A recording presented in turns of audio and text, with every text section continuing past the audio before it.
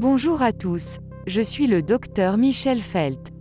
Et je suis le docteur Joseph Baker. Nous sommes tous les deux médecins urgentistes au service des urgences de la faculté de médecine de l'Université de Stanford.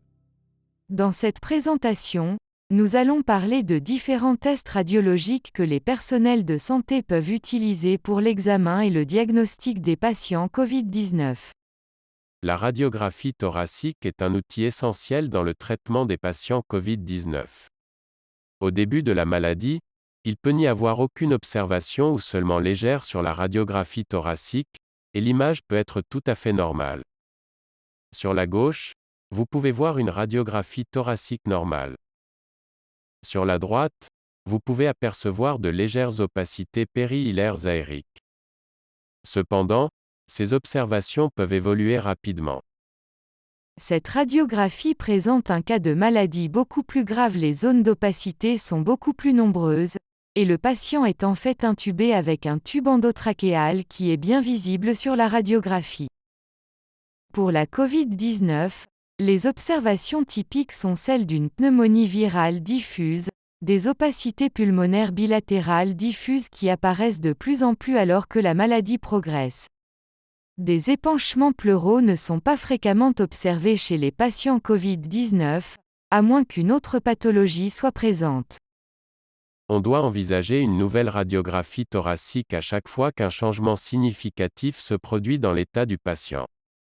Par exemple, un patient intubé chez qui on observe une décompensation doit être radiographié pour vérifier la position du tube endotrachéal, ou pour s'assurer qu'un pneumothorax n'est pas en train de se développer.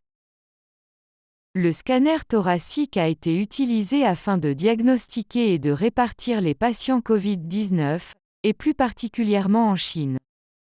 Les observations typiques par scanner thoracique sont des opacités bilatérales, vert dépoli, semblables à celles constatées dans des cas de SDRA.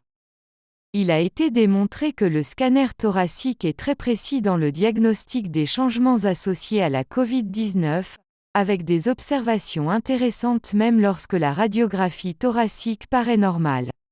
Cependant, les bénéfices liés au scanner thoracique doivent être mis en balance avec les difficultés, les risques et les coûts qui leur sont associés.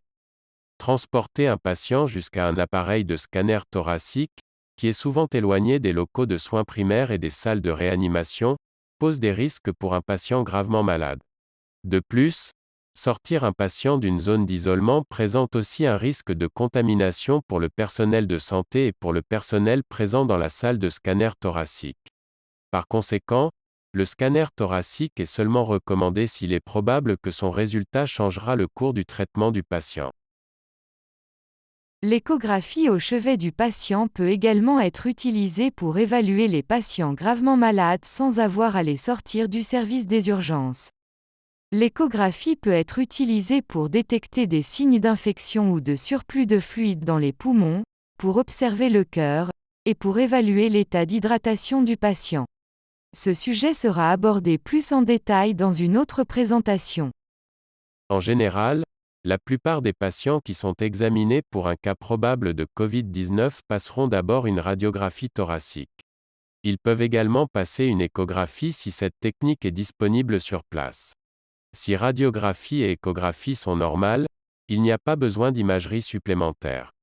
Que si la radiographie et l'échographie sont ambiguës, on peut envisager un scanner si cela doit changer la façon de gérer le patient. Que si la radiographie et l'échographie suggèrent une infection par la Covid-19, il faut prendre en considération le risque associé au fait d'envoyer un patient gravement malade loin des services de soins primaires, ainsi que le risque d'exposition du personnel lorsqu'on transfère le patient en dehors de la zone d'isolement, avant de décider d'envoyer le patient au scanner. Cependant, si un diagnostic alternatif, par exemple une embolie pulmonaire, est incertain, alors un scanner peut être utile. Votre bilan clinique établissant qu'un patient est malade sera toujours plus important qu'un test diagnostique. Concentrez-vous d'abord sur la stabilisation de l'état du patient, un diagnostic correct est moins important. Concentrez les tests initiaux sur l'évaluation des complications pouvant mettre la vie en danger mais que l'on peut traiter. L'imagerie peut être utilisée pour indiquer qu'un patient est atteint de la Covid-19 mais peut aussi montrer que son état a de grandes chances de s'aggraver. Les observations clés résultant d'une radiographie thoracique sont des opacités hétérogènes bilatérales diffuses dans les poumons.